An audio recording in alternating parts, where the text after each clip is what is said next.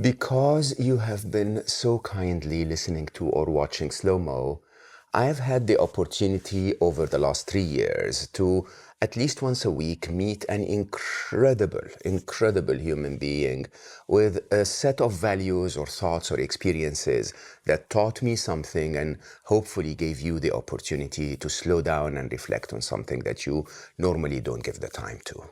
Of those, some that came early in our work with Slo Mo were conversations that didn't get as many viewers or downloads as they deserve because basically some people joined later. They were very successful at the time they came out, but now that Slo Mo exploded into the numbers of listeners and viewers that we have today, some of the new joiners may have not seen them. So Munir, myself, and Vlade, the tiny team that actually gives you Slo Mo, have come together and decided maybe we should sprinkle 3 or 4 of those conversations into December and January as a form of rewind, if you want, so that you get a chance to enjoy them. This is also our way of slowing down a little bit further. Looking back into something that was wonderful instead of constantly aiming for the new. I'm almost certain you will enjoy those. They were not only some of my favorite conversations on Slo Mo, but some of my favorite conversations, period.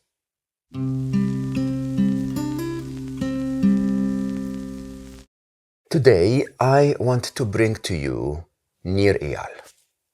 Nir is an Israeli-born American author who focuses his work at the intersection between business, technology, and psychology. 2 books. One of them was called Hooked, and Hooked was all about how to teach companies that want to interact with customers online, how to keep the customers coming back. The other book, though, which is one of my absolute favorite books of all time, was Indistractable.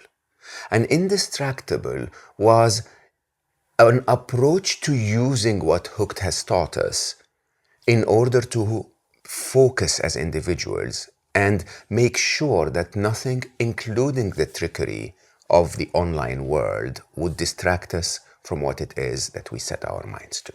Nir is not just an author. Nir taught at the Stanford Graduate School. He is an entrepreneur who started 2 tech companies, and sold them successfully.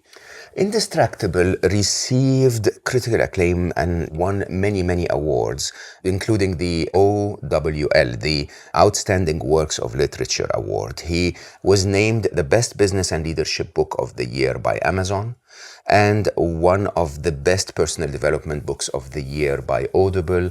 The Global and Mail called Indistractable the best business book of 2019. Well, I have to agree, it's an unmissable piece of literature. I think it would change your perspective of how much you are in charge of your ability to focus and get things done. But one of the main reasons why I wanted to include this episode in the Rewind series is because of how generous Nir has been through the conversation and the time that we spent together. He truly did not leave anything behind. Every single question that I could think of, he answered generously. We were laughing all through it. What a wonderful, generous, amazing human being. Once again, I'm very grateful for having hosted him, for getting to know him, and I'm absolutely certain you will enjoy my conversation back from March 2021 with Nir Eyal. I have literally pages and pages of notes of what I want to talk to you about. How much time do we have? Let's do it. Exactly. But I before I start, I just want to make an announcement to our listeners, a brilliant alert, as I always call it. This is a brilliant, I know for certain, because I've followed Nir's work for a while.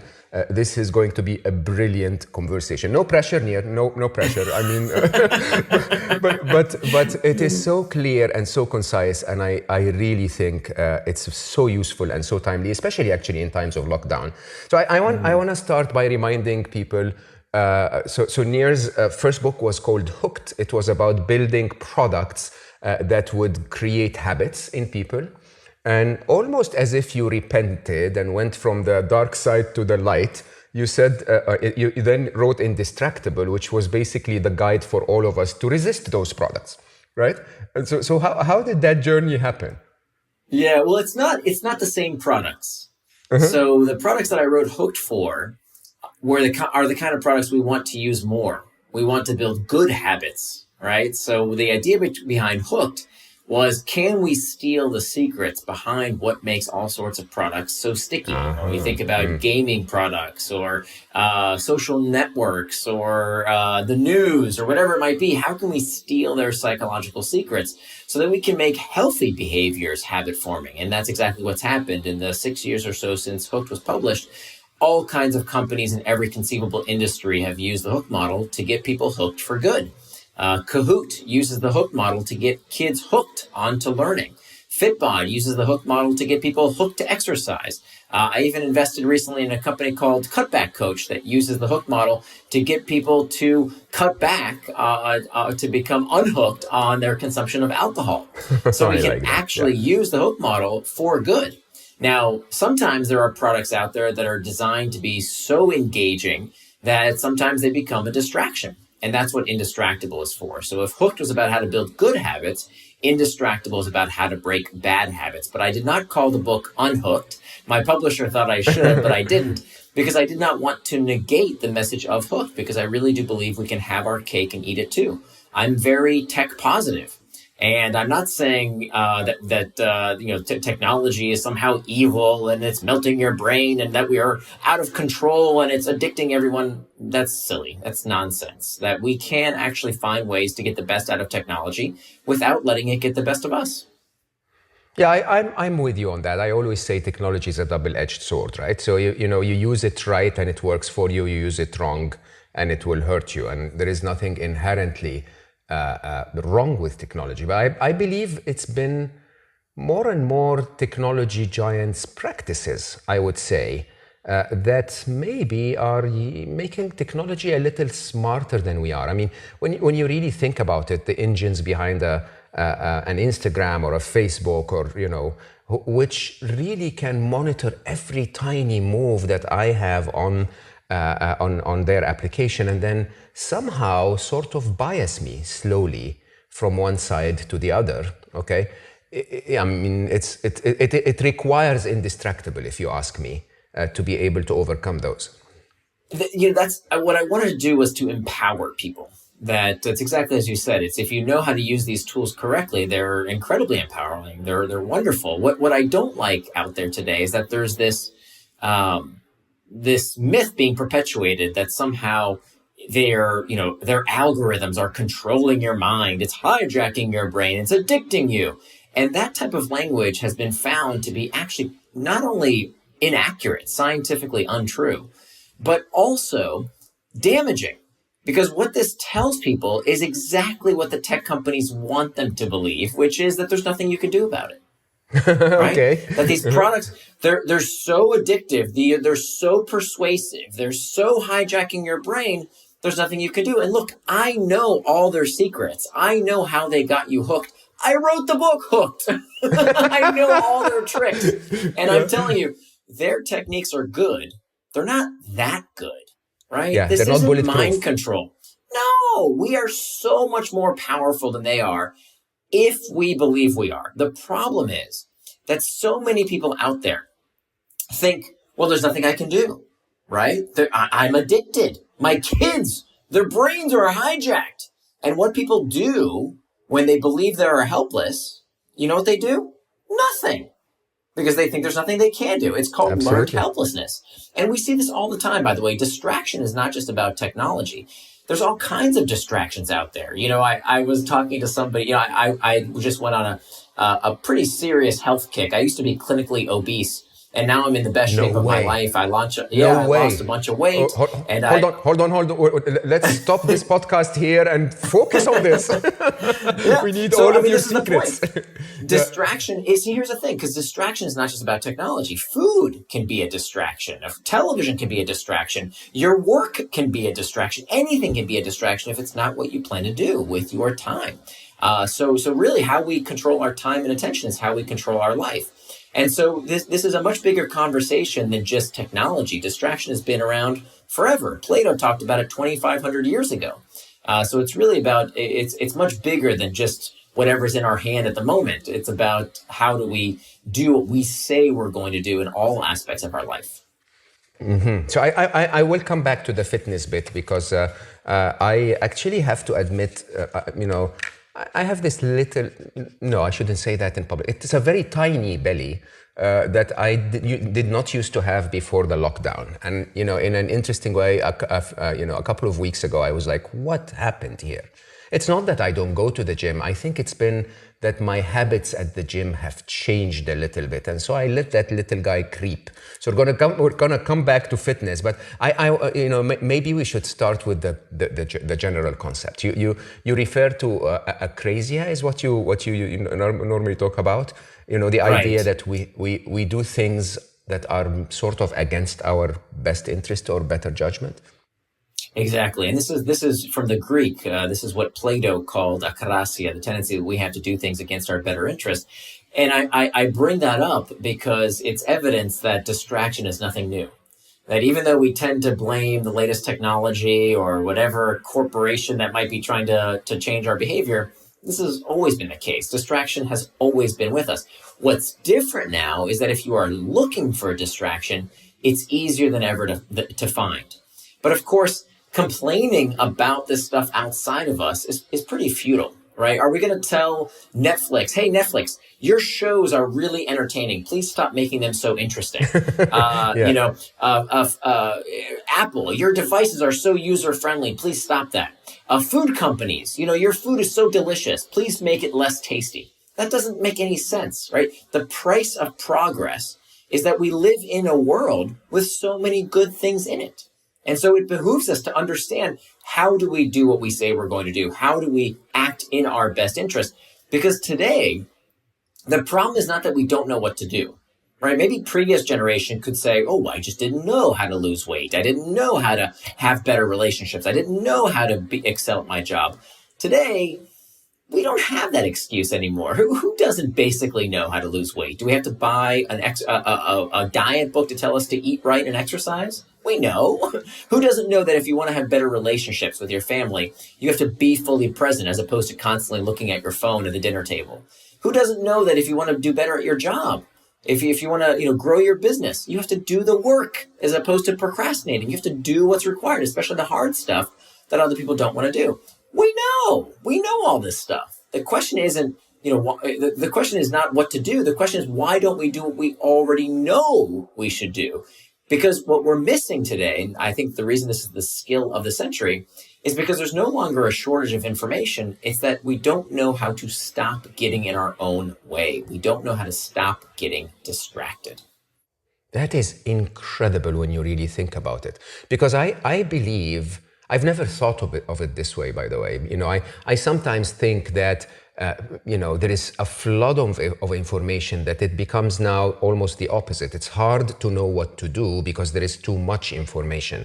But when you think about it, any of that information that you will get is useful, right? And yet we don't actually use it. I mean, you could get someone saying, eat 7,000 calories, but burn 8. And you get someone else saying, no, hold on, cut on carbs, right? Both of them will work. It's just, a matter of choosing to dedicate yourself to one or the other and knowing what you actually want and acknowledging that this is better for you. And sticking with it. That's right? The problem, is that if you quit doing whatever it is you're doing in life, whatever goal you have, whatever ambition, if you quit, you will fail. Agreed? That is the 100% no doubt about it, way to fail at something is to quit. So what happens is, even when people have the right methodology, they fail because they fall off track. So they don't even know if the methodology would work for them, which is why these businesses, productivity, diet advice, all this stuff, why they keep cranking out books saying pretty much the same thing is because people don't finish. They keep getting distracted. Exactly, or they do it wrong, or they, as you rightly said, they stop doing it. I mean, often in work, people will tell me things like, no, hold on, we tried this before, it didn't work, and I go like, have you ever thought that you may have not tried enough of it, or that you may have not tried it right? Okay, because for others it works. It's you can see that there is something there that points that it's possible. So your method is very structured. Okay, and I could actually cite it to everyone right now, but I'd rather hear it from you. You say there are four strategies. Please do. This is great. I would love to hear you try. There are four strategies. We have internal triggers. We have external triggers, right? Between them, we actually need to make the time, and then we need to make the pact. You say, right? And I find that to be spot on, and somehow, Nir, the way you say it, I go like, am I stupid? Why didn't I write those down before and stick to them? I mean, in reality, I have to admit to you, I'm quite effective. I'm an author. I have Slo Mo, this podcast. I have my own startup. I have my speaking engagements. I work out. I have relationships, and I do a lot of stuff in my life. Huh? And every time I refer back to your work, I say it's because I've adopted at least enough of your methods. Now, so let's go.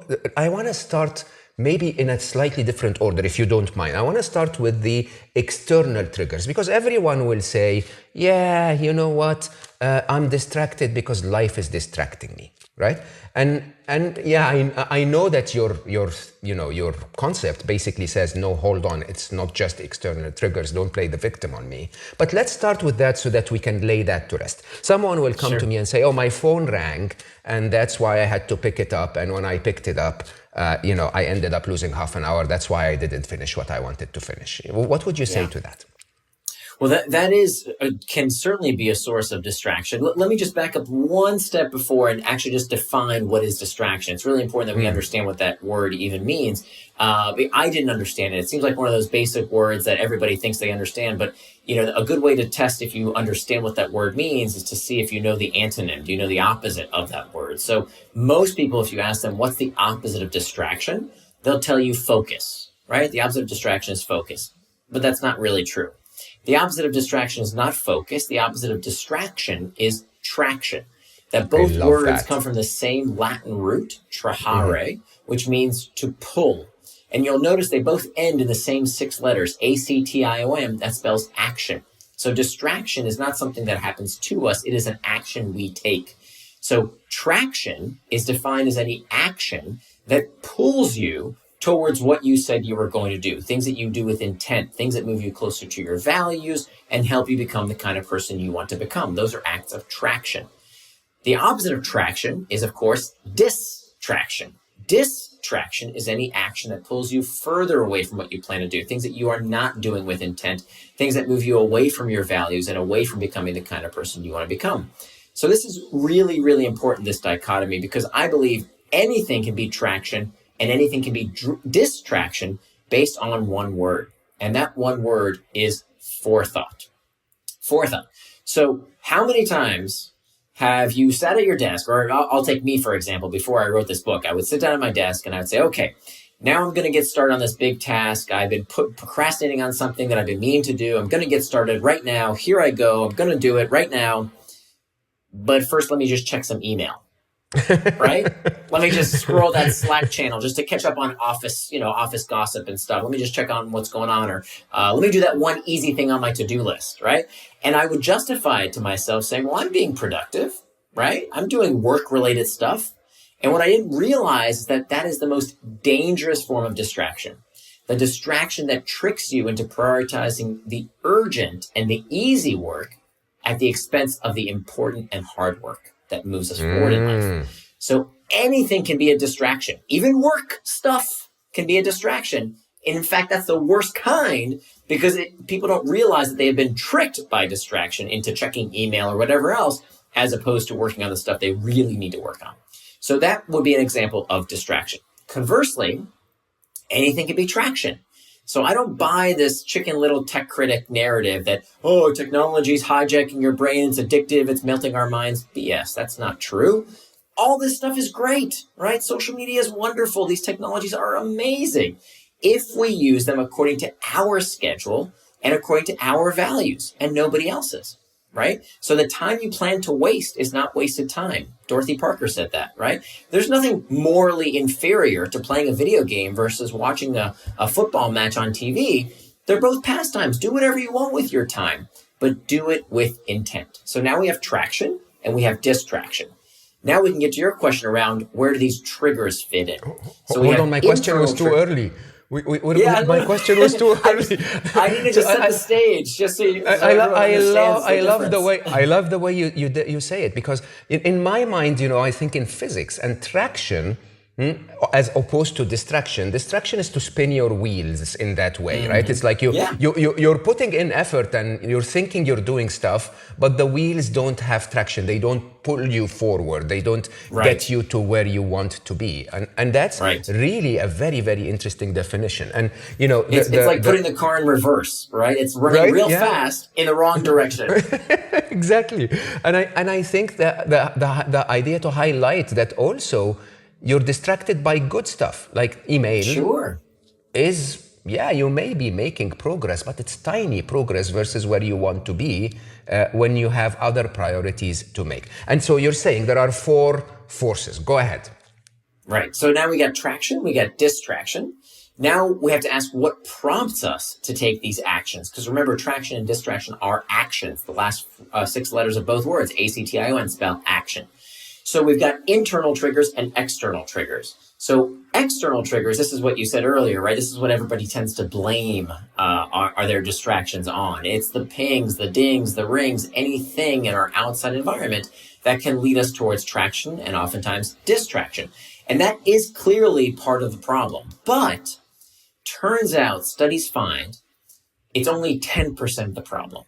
Studies actually find that only 10% of the time that you check your phone, for example, do we check our phones because of an external trigger. Only 10% of the time. So what's the other 90% of the time? The other 90% of the time are not the external triggers, but rather they are the internal triggers. What are internal triggers? Internal triggers are uncomfortable emotional states that we seek to escape from.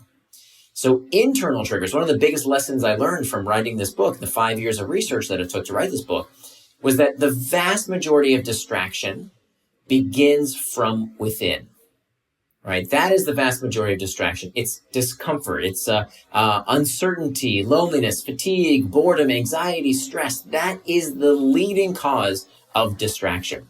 And so now we have the 4 points of this compass. Now we, as you said eloquently before, we can go around these 4 points, mastering the internal triggers. That's step 1. Making time for traction. That's step 2. Step 3 is hacking back those external triggers. And then finally, as a last line of defense, we can prevent distraction with pacts. And this is a technique, this isn't stuff that I made up on my own. I made up the model, right? I put it all together. But many of these techniques, I'm sure people already do some of them. All of them, however, are based on years of research. That there's so much great research out there in academia that was never seen the light of day. I have over 30 pages of citations to peer-reviewed studies. It was really important to me to have a book that's based on good science. And it turns out if you use these techniques in concert, so even though you might have 1 or 2 of these techniques that we might talk about in a minute here, when you use all 4 together, that's when it becomes greater than the sum of its parts. That's when it really becomes effective. And anyone can become indistractable using these 4 techniques.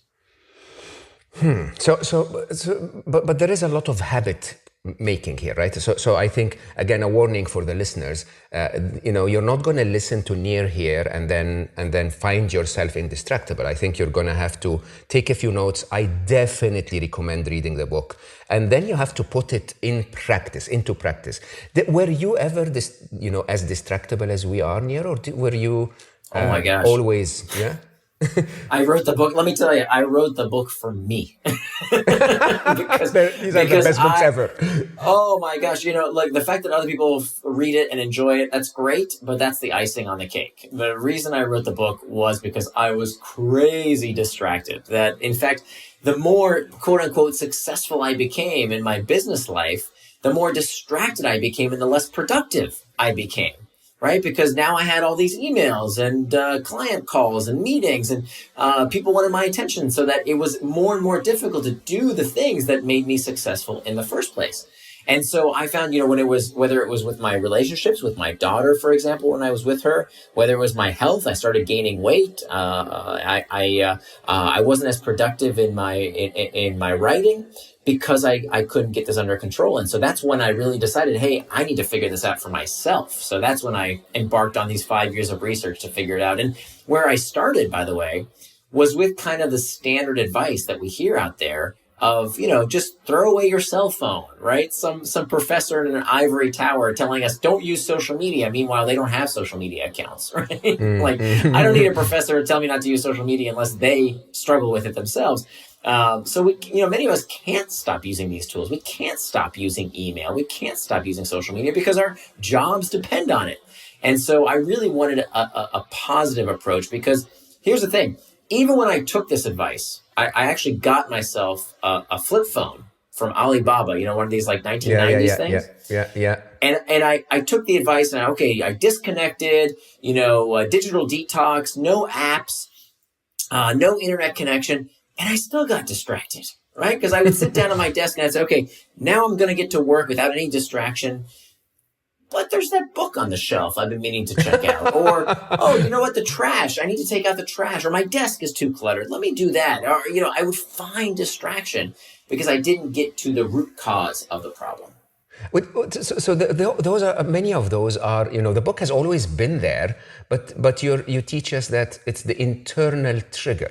Right? Some kind of emotion, some kind of psychological trigger gets you to say, maybe I should reach out for that book now. Tell us a bit about that. Yeah, so this is probably the most important revelation of the book for me. Is that I kept blaming the stuff outside of me, and truly, when we look at the studies, when you look at the research, distraction, procrastination, it's not a character flaw. There's nothing wrong with you. Your brain isn't somehow broken. It's simply an inability to deal with discomfort in a healthy way. That's what it is. It's simply that we haven't learned the skills, the tools to deal with these uncomfortable emotional states in a way that moves us towards traction rather than distraction. So what we have to remember is that time management requires pain management. Time management requires pain management.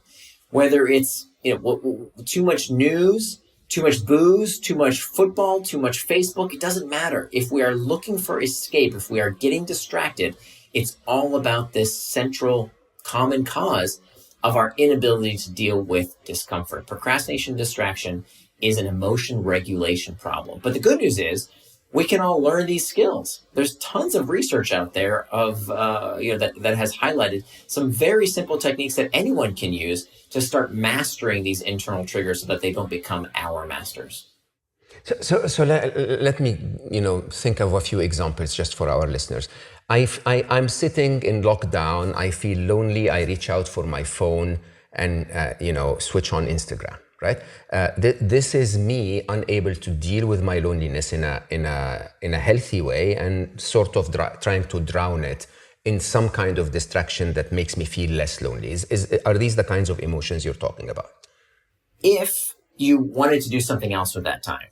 So on my schedule, I have time for social media because social media is awesome. You know how many people, think about how awful it would have been if we had to go through this pandemic 30 years ago, right? Imagine if it wasn't COVID-19. Imagine if it was COVID-90, let's say the year 1990, the world was hit with this pandemic. Can you imagine how much worse it would be without these technologies? I mean, these things are godsends that we have these amazing technologies that let us, you're in Dubai, I'm in Singapore. People are listening all over the world to this technology that we're using for free to connect with each other. It's amazing. And so we shouldn't bemoan and blame the technology. These are tools that we use. It's about how we use them. And so connecting with your friends on Instagram, as you mentioned, is wonderful. There's nothing wrong with it. Thank goodness for Instagram. It's about why and when we use it. Are we using it to escape having to work on that big project? Are we using it because we said we were going to be with our kids, but our kids are driving us nuts and we can't cope with that? So we need to turn to, a drink or a smoke or a piece of chocolate cake or a Facebook scroll? Are we escaping the discomfort when we didn't plan to? Or do we have a time in our day when we say, hey, that's my social media time? Then there's nothing wrong with it because I'm doing it based on my values and my schedule, not somebody else's, and not because I'm looking for emotional escape from that discomfort that I can't handle otherwise. But then, if it is interrupting or if it is distracting me, what you advise is to acknowledge the sensation, and I don't remember the exact term that you use. Something like surf the urge. I think. Yes. Exactly. Yeah. So basically, what you're saying is when you're reaching out to that phone, remember that this is a psychological discomfort, and your advice then would be what? Right. So what we want to do is to have several arrows in our quiver. We want to have all kinds of tools ready for us to grab when we get distracted, starting with mastering these internal triggers. So with this step one, remember there's 4 key steps. Within step one, there's about a dozen different things you can do. So what I want to do is to arm people with whatever techniques they find works best for them. One of the techniques that works best for me comes from acceptance and commitment therapy. This is a well-documented, well-studied methodology. And one of the techniques that comes out of acceptance and commitment therapy is called the 10-minute rule. And the 10-minute rule acknowledges that, you like this one? I use this all the time. I love it. Yeah, it's great. And I can't take credit for it, but I'm trying to popularize it because it is so effective. Basically, what the 10-minute rule says that instead of telling yourself no, you want to tell yourself not yet. And this actually comes out of addiction research, that we're starting to understand that addiction is much more complicated than just the chemical we're putting in our body.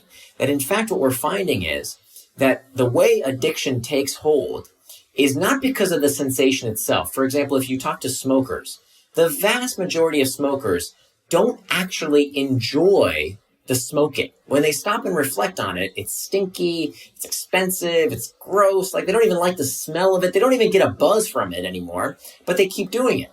Why? It turns out that saying no backfires.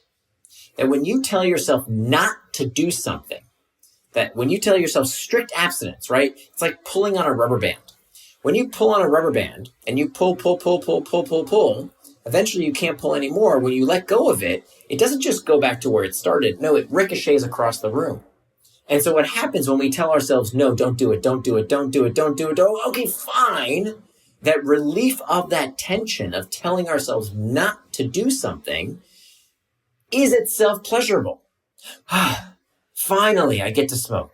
Right? The only way I can relieve the discomfort of telling myself no is to do the very behavior. And so the brain registers that as relieving the discomfort of wanting something so bad because you told yourself not to do it. So abstinence can backfire. So telling yourself no is not always the best way. What you want to do instead of saying no, is to say not yet.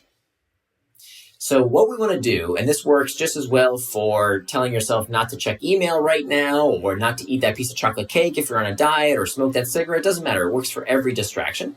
What you want to tell yourself is to say, look, I can give in to that distraction. I'm not telling myself no. I'm just going to say not yet. I'm going to give into that distraction in 10 minutes, right? That's where the 10-minute rule comes from. Not for 10 minutes. In 10 minutes, okay? So somebody misunderstood one time and said, oh, so I can smoke for 10 minutes? No. In 10 minutes, not for 10 minutes. So what you do is, so this happens to me all the time when I'm writing, okay? I've written 2 bestsellers, countless articles. Writing is never easy. Okay, it never becomes a habit for me. It's always hard work. It's always a slog. But all I want to do when I'm writing is Google something or check email or scroll Facebook or whatever. I just want to do anything else to take my mind off of the discomfort of the writing because it's hard. So what do? I tell myself, okay, I'm going to wait for 10 minutes before I do whatever that distraction might be. So I take out my phone, I say, set a timer for 10 minutes. I put the phone down, and now I have a choice to make. I can either get back to the task at hand, right? Do whatever it is I plan to do with my time, get back to the writing or whatever it might be. Or I want to do what's called surf the urge. Surfing the urge acknowledges that our uncomfortable sensations are like waves. They crest and then they subside, just like a wave. Even though in the moment it feels like it's going to last forever. They never do. So if we can just sit there for a few minutes and acknowledge, okay, I'm feeling this internal trigger. I'm feeling anxious. I'm feeling stressed. Is anybody going to like this essay? Is it any good? What are people going to think of it? Where is that coming from? Oh, okay. I feel these things because I really want this essay to be well done. I really want people to benefit from it. I think it's important. So I'm reframing that conversation I'm having with myself as opposed to ruminating on the bad aspects. I'm getting to the core of why it's happening. And so I show you how to have that conversation with yourself. And what you will find is by the time those 10 minutes are up, okay, by the time your alarm rings, what you will find is 9 times out of 10, that sensation is gone. You're not interested anymore. Yeah. Yeah, you're back to work. You're back doing the thing you said you were going to do. And if at the end of those 10 minutes you want to give in, go for it. Have the piece of chocolate cake or whatever the case might be. But 9 times out of 10, it's not going to happen. So what you do over time, the 10-minute rule becomes the 12-minute rule, the 15-minute rule. And you're building your capacity to be able to delay gratification, which is really the skill we're building here. That is an amazing advice. I mean, I actually normally do, with writing is never easy, even though I enjoy it tremendously. I call it the 1 hour rule. So I always write in chunks of 1 hour at a time. I set my timer, and I sit. Sometimes I don't write a single word. And, 15 minutes in, I'm like, why are you sitting here? Because the timer says there are 45 minutes more to go. And then very quickly you start to write. You're like, I'm here anyway. Let me just, use the time productively until the timer goes off, which I think is a very good segue into your second strategy, right? Your second strategy is really around achieving traction itself. It's not about avoiding distraction. It's like more focused on traction. Can you tell us a bit about that? Sure. So it's about making time for traction. So one of the biggest mistakes that people make is that they can't tell me what is traction in their day, right? And you can't call something distraction. You can't say you got distracted by something unless you know what it distracted you from. So when I talk to folks and they tell me, oh, I plan to do this and I want to do that, but the world's so distracting these days, and my boss wanted this and my kids wanted that, and you see what's on Twitter and the news, I can't get anything done. But when you ask them, okay, but what did you plan to do with your time, right? What was on your schedule? It's white. It's blank, right? Maybe a meeting here and a dentist appointment there. But when it comes down to how did you want to spend your time, most people don't keep a calendar. And those who do keep a calendar don't keep what's called a time box calendar, which has been shown in countless studies. Literally thousands of studies have shown that this is one of the most effective things you can do for your personal productivity. Psychologists call it setting an implementation intention, which is just a fancy way of saying planning out what you're going to do and when you're going to do it. It's as simple as that, and it's incredibly effective. The problem is that most people don't do this. Instead, they run their life on a to-do list. And running your life with a to-do list is probably one of the worst things you can do for your personal productivity. People don't realize how toxic to-do lists are. Part of the reason they're so toxic, there are several reasons, is that they convince you of your own inadequacy. They teach you to not believe in yourself. Here's what happens. To-do lists are endless, right? There is no constraint to a to-do list. You just add more and more and more tasks. And as long as I've been doing this research, I have never, in all this time, found anyone who finishes everything on their to-do list every day. That person doesn't exist. It's like a unicorn, right? It's just mythical. And yet, how many of us keep using this method? I did for years. That is not working for us. We keep banging our head against the wall. And so here's what happens when you run your life on a to-do list. And to be clear, I'm not saying that writing things down that you need to get done is a bad idea. Yes. That's a good idea. Yeah. What's Yeah. a bad idea is It's to waking work up in from the it morning. directly. Yeah. Exactly. Getting to work and saying, oh, what should I do? Let me look at my to-do list. If you do that, as opposed to looking at your schedule, you have already lost. Because what happens to folks is they never finish everything on their to-do list. They get home at the end of the day. They're stressed out. They're tired. All they want to do is relax. And they still got in their heads all these things they didn't accomplish. And so not only does that ruin the remaining leisure time they have because they're not really fully present with their family, with their kids, whatever it is that they want to do after work, but also when they look at that to-do list and they still haven't finished everything on it, it reinforces your self-image as someone who doesn't do what they say they're going to do. You are showing yourself that you don't live with integrity. Loser.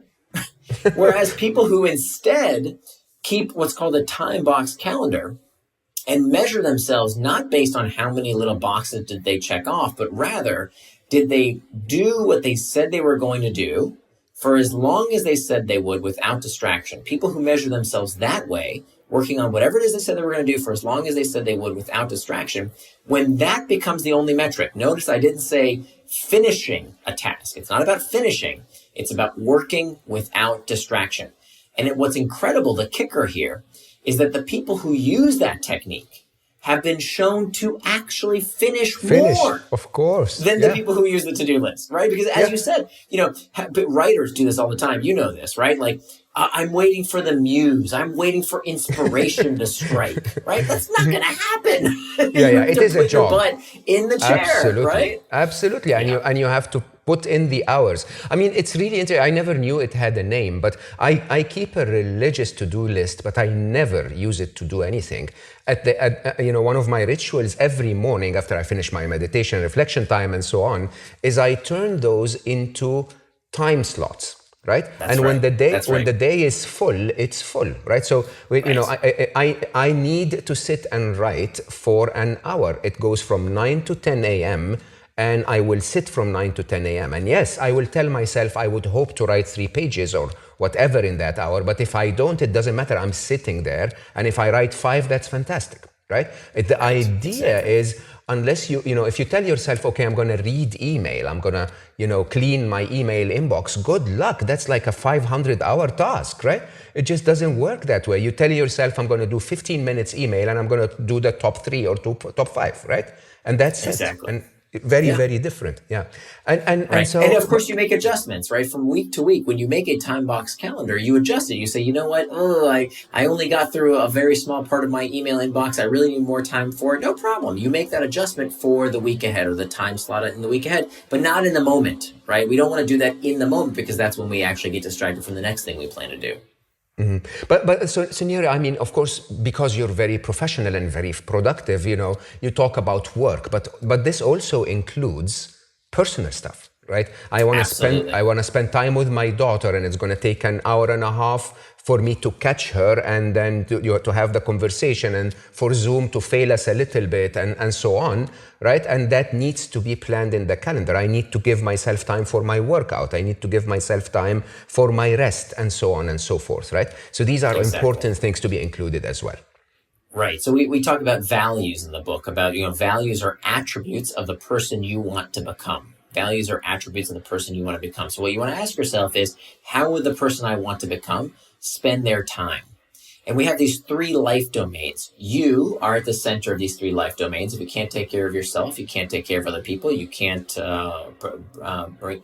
enhance your organization, your workplace, you have to take care of yourself first. So first thing we do with our weekly calendar is to make sure we put time for ourselves. What does that include? Well, whatever your values are based on. If physical health is important, right? Everybody says, the most important thing is your health. Well, do you have time in your calendar to take care of your health, right? If that workout is not going to happen if it's not scheduled. Your bedtime is not going to happen if it's not in your calendar. For years, I would tell my daughter, you have to go to bed. It's your bedtime.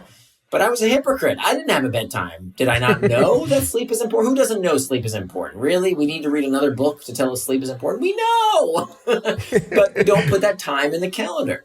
It's got to be there. But whether it's, if personal education and growth is important, do you have time to read? Is that in your schedule? Meditate, pray, paint, play video games. It doesn't matter what you want to do with your time. It's not up for me or anybody else to tell you how you should spend your time. It should be according to your values. So you put that time in for yourself first. Then your relationships. Part of the reason we are suffering through a loneliness epidemic these days is because people don't hold time for their important relationships, their friends, their family, their loved ones. We give them whatever scraps of time are left over. And it's not enough. It's not good enough. We need to plan that time. And then finally, for our work domain, that's the last of the 3 domains. Work falls into 2 categories. We have what we call reactive work and reflective work. Reactive work is reacting to the emails, reacting to the messages, reacting to the meetings and phone calls. That's reactive work. Some of our day, of course, has to be spent doing reactive work. But just as important, if not even more important, is the reflective work. Reflective work is the kind of work that can only get done without distraction. The planning, the strategizing, the thinking can only happen when we work without distraction. So what I implore people to do, if you're a knowledge worker, right? If you're a white collar worker and you have some latitude in making your schedule, you have got to put at least some part of your day for that reflective work. Because if you don't, your life and your career will run real fast in the wrong direction. As we talked about earlier, you have to have that time to reflect. So this is how we build our time box calendar. And then once we have that, we have a few magical things that happen. One, we have something that we can revise, right? We can iterate on that schedule week over week and improve it over time to make it easier to follow. So you say, oh, I want to write more. Well, it turns out I like to write more in the morning versus the evening. Great, no problem. Switch it up, adapt it for your needs. The second thing that happens that's really magical is that now we have a physical artifact that we can share with other people in our life. So we can show it to our boss and say, hey, boss, I've got my time box calendar here. You see this list of stuff that you asked me to do? I can't seem to find a place on my calendar without removing something else. Help me prioritize. Brilliant. People, I'm telling you, this will change your life. Your boss will worship the ground you walk on because they don't know what you're doing all day. They would love to know. So show them that calendar, get their feedback to say, hey, look, this is more important than this. Let's swap it out on your calendar. You don't need to do this, but that's actually more important. This is called schedule syncing. And not only works with your boss, it works incredibly well with the other stakeholders in your life, like your domestic partner, your wife, your husband, your kids. It's an incredibly fruitful practice. I love that. It is brilliant. I find that I have to repeat this so that nobody misses the point. Did you hear, Nir? Brilliant. Huh? When you said you put yourself first. Right? First is a very important keyword. Actually, this completely flipped my life upside down. So my time with Aya will go in my calendar first. Okay, and I used to make a statement when I was Chief Business Officer of Google X that if Larry Page asked for that time, I will say, hold on, I have to text Aya first, right? Because this to me matters. Huh? My workout time matters. I worked out in the morning. I didn't want breakfast meetings. People were crazy about breakfast meetings for some reason. It's like, I'm grumpy. I haven't even showered yet. Why would we want those, right? And I think the idea is first, you put those things first. One staggering statistic that I got from you at a point in time, Nir, is that 41% of the tasks we put in our day are low value adding, you call them, so these are not the tasks that are important at all. Right. They're the easy things or the urgent things, but not the important things that we really need to work on. And the reason people do this, by the way, is that people love the reactive work. I always get this excuse from people when they hear this, not always, but some people who are trying to avoid doing it of, what if my boss needs me, right? I need to be on call. I can't just, think my boss is constantly, he might send me an email. What if she needs me? And of course, some portion of your day needs to be available. But what boss is not going to understand if you sit down with your boss and say, look, to do my best work, I need time to think. And to think, I need to work without distraction. So I'm not saying all day, but some portion of your day has to be protected for that type of work. Just as if you were going to have a meeting with somebody very important, right? If Larry Page called you up and said, I need a meeting with you, well, you would make time for Exactly. them, right? If Oprah called you, you would make time for her, right? And I yet, would, why don't we absolutely. keep our commitments to ourselves? We're the Yeah. most important person in our life. And yet the things that we need for proper care and maintenance, exercise, rest, proper nutrition, prayer, meditation, whatever it is, that somehow comes at the expense of everything else. Yeah, and you'll be surprised how little left would be if you don't include that. Again, one of the staggering statements. You say it so easily, but I once heard you on a speech say 100 emails a day multiplied by 2 minutes each, plus 2 meetings at an hour each. That leaves you 1.5 hours for everything else. For everything else. Isn't that crazy? That is crazy when you think about it, because you start your day thinking that you have 8 hours of work, right? You suddenly realize that all of it has gone into 2 meetings and email, right? And that is so shocking when you really think about it. I also true. will have to say again, I'm sorry, I'm being a fanboy here, but you know, this is fantastic. Keep it coming. one of the things I admire is how you apply this to your personal life as well. So, you know, it's actually really valuable to tell your boss, for example, I need time to think. But I'll tell your boyfriend or girlfriend or husband or wife, hey, I write between 9 and 11 a.m. and I love you dearly and I would like to hug you and I would like to laugh and everything. But between 9 and 11, I'm writing. Or between, you know, this time and that time, I'm working out. And I think those kinds of clear communication, I think, makes a major difference. Absolutely. And to that point, by the way, because when you say that, it also comes coupled with the fact that not only do you keep time protected and preserved for things to take care of yourself, but also for them. Absolutely. Right? A person who is indistractable is someone people want to do business with. It's someone people want to love. It's someone people want to invest in their relationships. Why? Because they know they are good for their word. Right? I'll tell you a quick anecdote with my wife. So my wife and I met in an economics class in college. And there was this term that we learned in econ class called residual benefactor. That the residual benefactor is the chump that gets whatever is left over when a company is liquidated. So when a company goes out of business, the debt holders get their share, the equity holders get whatever is left after that, and then the last people who get whatever is left are the residual benefactors. They get whatever scraps are left over when a company is liquidated. And I remember a few years ago, before I published Indistractable, when I was struggling with this distraction in my life, my wife turned to me and she said, look, Nir, you have made me the residual benefactor. You have given me whatever scraps of time are left over after everything else in your life has been taken care of. That's not fair. And you know what? She was absolutely right. And today we hold that time. It's very precious. And she knows now. I mean, my life has changed in every conceivable area of my life. She knows she can count on me, that I'm going to be there when I say I will, because it's on my calendar. It's completely improved our relationship. We've been married for 20 years now, believe it or not. And it's completely changed our life. Yeah. I don't know her, but I know you, and I think it's not a bad idea to be married. No, I'm not going to marry you, but yes, it's not a bad idea to be married to you for 20 years. Why not? Yeah. So let's go from there to what everyone uses as an excuse then, because yes, you have it in calendar, and I will tell myself that I will do it, right? But then all of those external distractors come in. Right? And yeah, you and I know these are actually the easier ones to handle, but I don't think most people know some of the techniques that you can do to make sure that nothing pings and gets your attention and so on. So, tell us a bit about that. Sure. So there's a lot of very practical things we can do, and many of them are very basic, right? Things like changing notifications. I devote only one page to it because it's kind of a simple concept, but 2/3 of people with a smartphone, 2/3 of people with a smartphone never change their notification settings, what?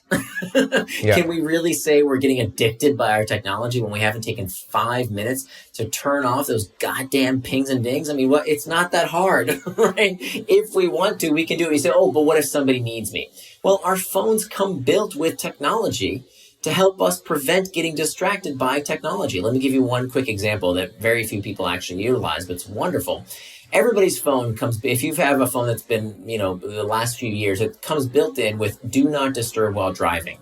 You push one button on your phone, and if someone calls or texts you, they will get an automatically generated reply that says, I can't talk right now, but if this is urgent, text me with the word urgent. And if they send you that word, then the message will come through. So this way, you can push do not disturb while driving. They don't need to know if you're driving or not, by the way. You can be at your desk. You put your phone down, and if they call you with, oh my goodness, you have to call me right away, your house is on fire, you need to call me, the message will come through. I've been using this technique for over 3 years. It's not that urgent. People can wait 15, 20 minutes until you're done with your work block, and then you'll call them back. So the technology comes built in with these ways to hack back technology. There's all kinds of ways to do this. I talk about how you can hack back your news feed, how you can hack back a group chat. There's all kinds of things we can do. Some of the more difficult things to hack back are the ones that involve company culture.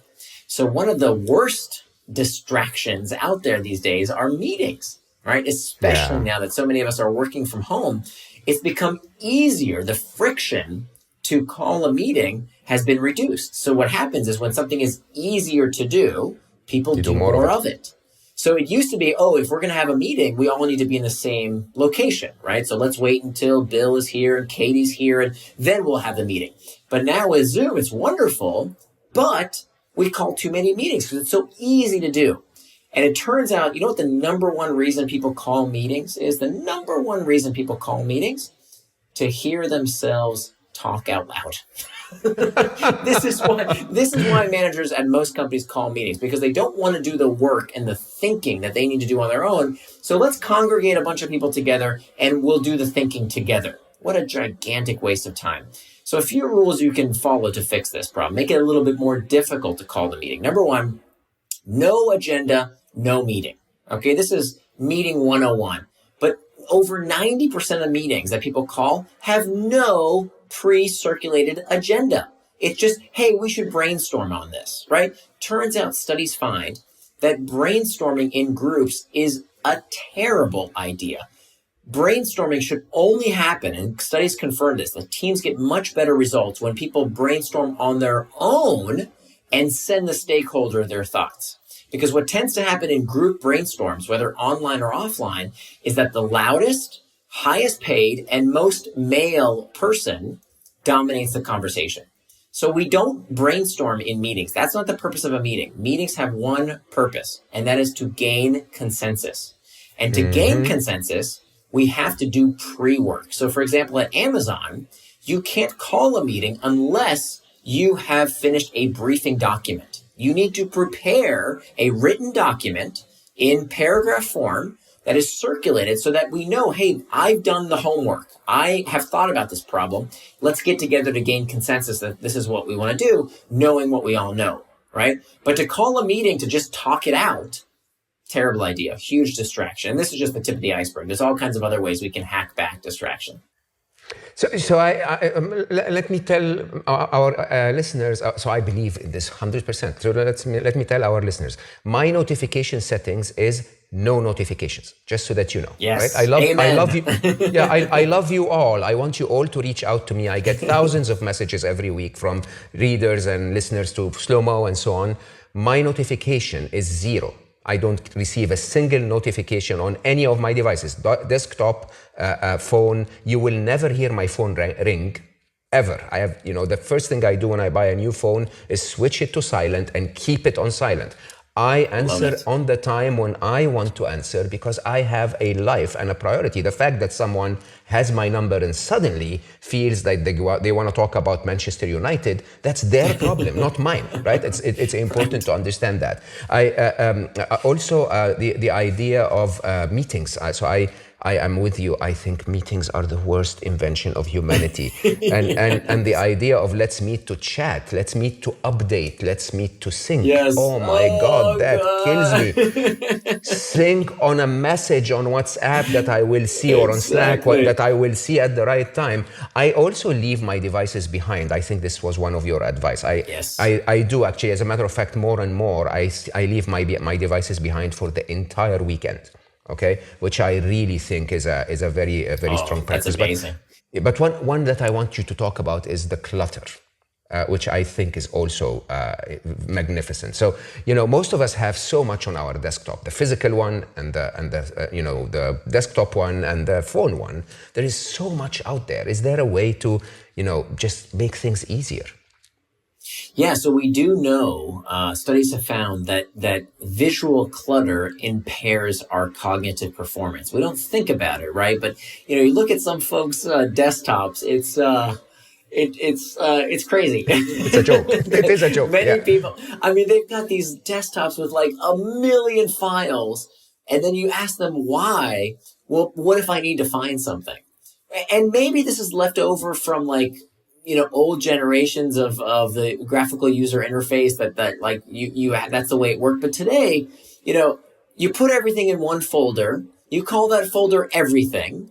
And if you need to find it, you search for it. Yeah, exactly. Oh. How complex is that? Yes, exactly. And you think, okay, well, how trivial, big deal. It makes a difference. And of course, this isn't, you don't buy a whole book just to tell you this, but it's one of many, many, many things that we can do to hack back these external triggers. Because when you think about it, no one step is that difficult. Changing notification settings, using do not disturb, having proper meeting practices, using group chat appropriately. On their own, these steps are very, very easy. What happens is people live in constant distraction. And I think that's the way it always has to be. And it's not until they take a step back and they say, wait a minute, I can do that. That's easy. I can do this. It's easy. I can do this, this, this, and this. And before they know it, they've done 10 different things. And now the cumulative impact is enormous. It's a huge, huge impact. And so you don't have to do everything in the book all at once. What you want to do, however, is do at least one thing from each of these 4 steps. Yeah. Have a practice in place when you do feel those internal triggers, those uncomfortable emotional states. What are you going to do? Right? Prepare now so you know what you will do in the future. Plan out your schedule, right? Making sure that you make time for traction in your day. Hack back the external triggers. Just a few things you can do. What simple thing can you do? It takes you 5 minutes to hack back an external trigger. And then finally, prevent distraction with pacts, about erecting a firewall against distraction.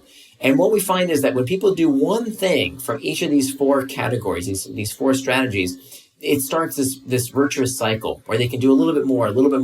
Yes. And before they know it, their life is completely changed. Yeah. So let's take a couple of more minutes to talk about pacts. But for our listeners, you're going to do what Master Nir is going to say. Okay, and then you're gonna owe him for the rest of your life. Like for the rest of your life, you'll have Nir in your prayers, right? Because actually, the story the way you say it from was it Greek mythology, I think, and it's now time. You have the tools in your hands. You have apps out there that can help you become more organized. You have ways to hack through it, and so on and so forth. But it's now time to take charge, to tell yourself, I am responsible for this. I'm going to make myself a promise. I'm going to make a pact, right? And that will change everything. What's the pact? Yeah. Okay, so pacts are what we call pre-commitment devices. Pre-commitment devices is when we make a promise with ourselves, with someone else, or with a technology, ironically enough, to make sure that as a last line of defense, as the firewall against distraction, that we don't go off track. And this actually comes, the mythology that you talked about is the story of Odysseus in the Odyssey, written by Homer over 2,500 years ago.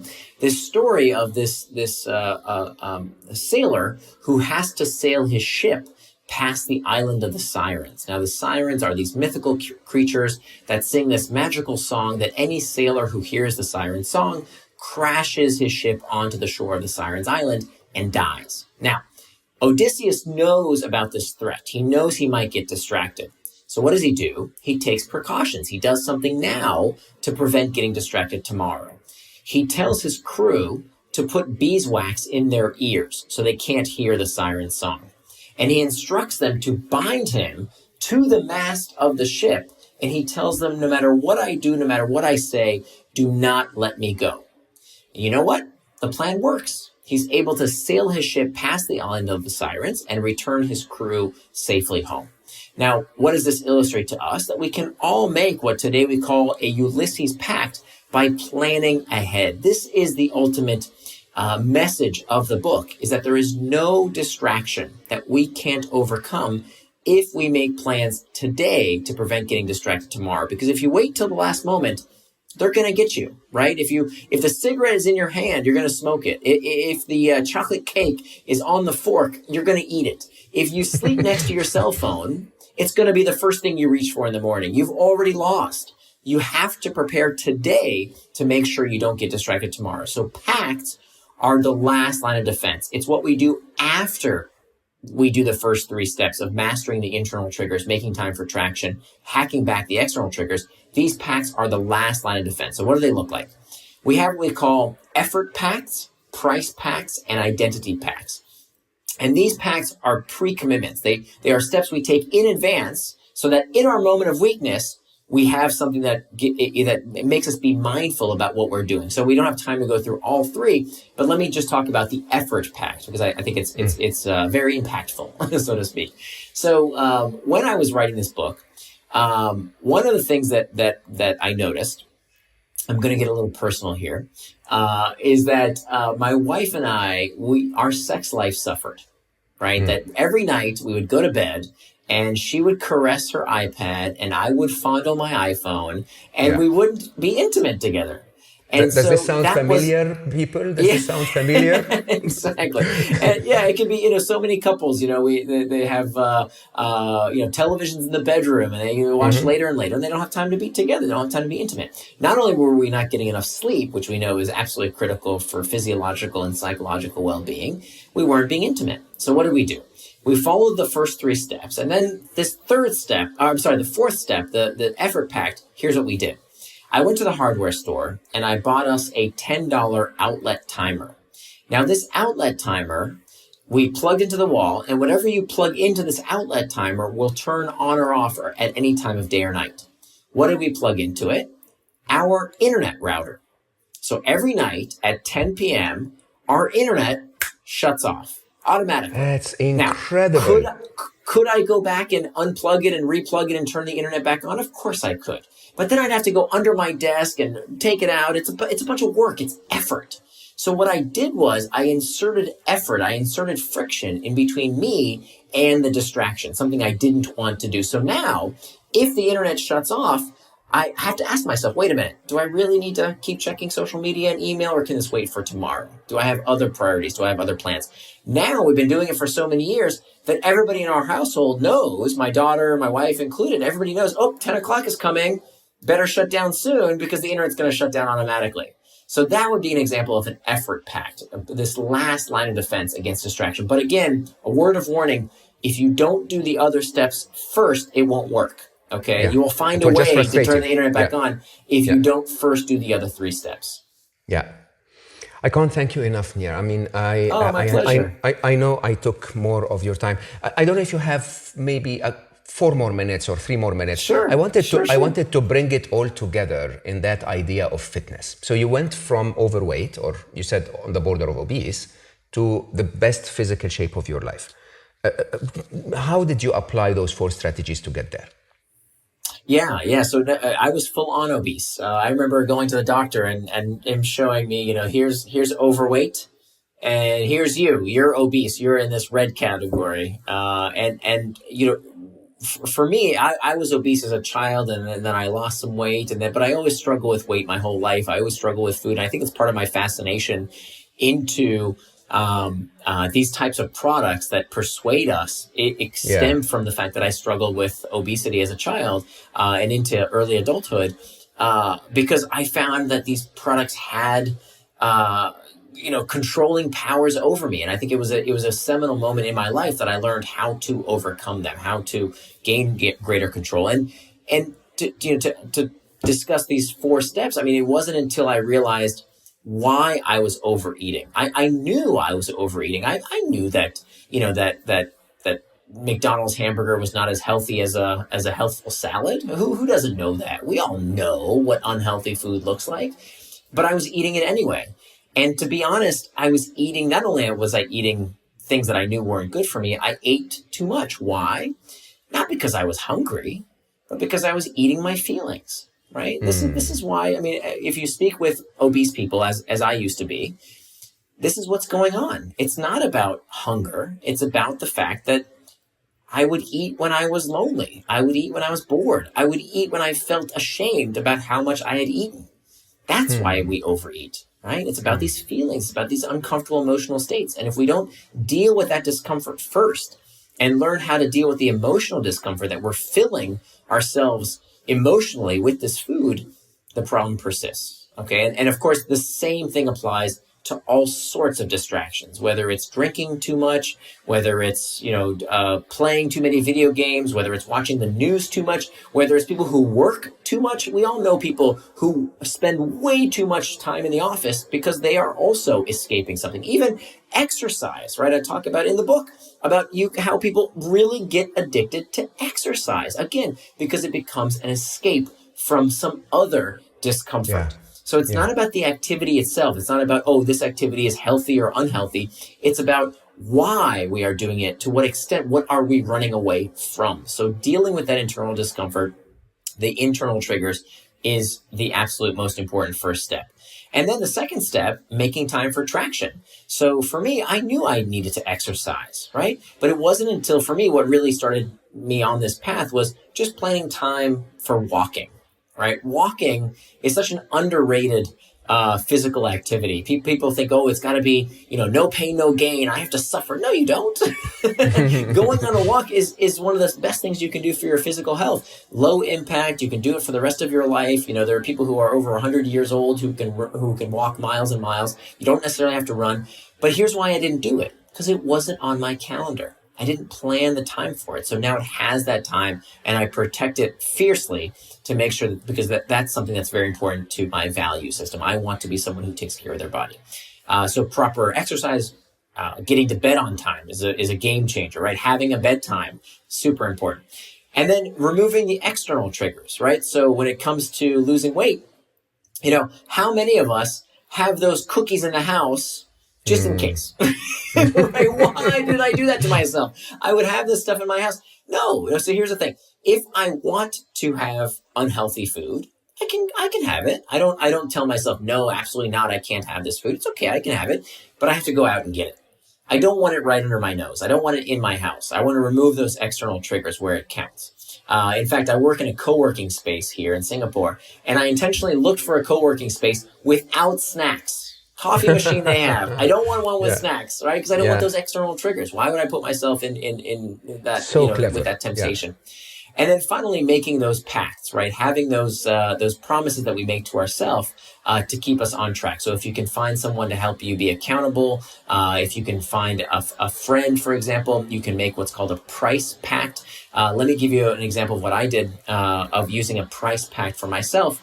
So every morning when I wake up, I see the day's calendar in my dresser, okay? I have a calendar, and it has the date, and on today's date, every date, is taped a $100 bill, a fresh, crisp $100 bill. Now, this technique is called the burn or burn technique, and you'll see why in a minute. So every day there's that $100 bill that I move every day, right? Now there's one $100 bill that I move for every day of the month. Now, every day I have a choice to make. I can either go to the gym, take a walk, do a little workout, do something to burn some calories, or above that $100 bill, above the counter, there's a drawer and a shelf, and there's a Bic lighter right there, sitting there. And my choice is to either burn some calories or burn the money. I have to burn the $100 bill. Yes. Wow, that is commitment. Yes, here's the thing. I've done this for probably been 4 years now. I've never burned the $100 bill. You know why? Because I do the damn exercise. Yeah. I just do the exercise. Here's one of the most important lessons I can share with people. Consistency over intensity. consistency over intensity. The way we live the kind of life we want is not by doing what most people do, which is to go extreme and be super intense, right? Like the New Year's resolution. We know these people who are super fit for like 3 weeks and then they stop, they quit, right? Back to this problem of quitting. You don't get into good physical shape by being really intense. No, you consistently work out for 30 minutes, an hour, 45 minutes, consistently every single day for years. That's how we get in shape. If you want a good relationship with somebody, you don't go to your daughter and say, hey, you have to spend the next 24 hours with me so we can have a good relationship. No, good relationships are built with consistent interaction. To build a company, to build a great organization, you have to consistently put in the work, not super intense time, but consistently move the ball forward. So it's all about consistency over intensity. And that consistency requires us to show up and not quit. That's why being indistractable is such an important skill. I will call you master for the rest of my life, Master Nir. I will say, guys, and I know Nir has shared so generously, there is so much more in the book. It's like this is one of the modern days Bibles. I really, really, really strongly recommend that everyone reads Indistractable. It's an incredible piece of work, Nir. You're a brilliant, generous man. And I am so honored. I'm so honored to have spoken to you today. I hope we always stay in touch. Are you working on another book? Please be working on another book. I am. I'm trying to figure out which topic. So the way I work is I blog about stuff, kind of figure out. I look for problems in my own life. I know you think I put all this work into it, but let me tell you, I wrote this book not because I had the answer, but because I was looking for the answer. I needed the answer because I was struggling with this. And that's what I'm looking for the next book is what problem do I have that I really need to solve? And typically, I'll find somebody else who's written a book and that solves the problem for me. But every once in a while, about every 5 years, I find a problem that I haven't figured out that I want to dive into. So I'm working on it. We are impatiently waiting. Meanwhile, everyone read Indistractable. Nir, I'm so grateful for your time, for your generous wisdom. It's really amazing to talk to you. Thank you so much. Thank you.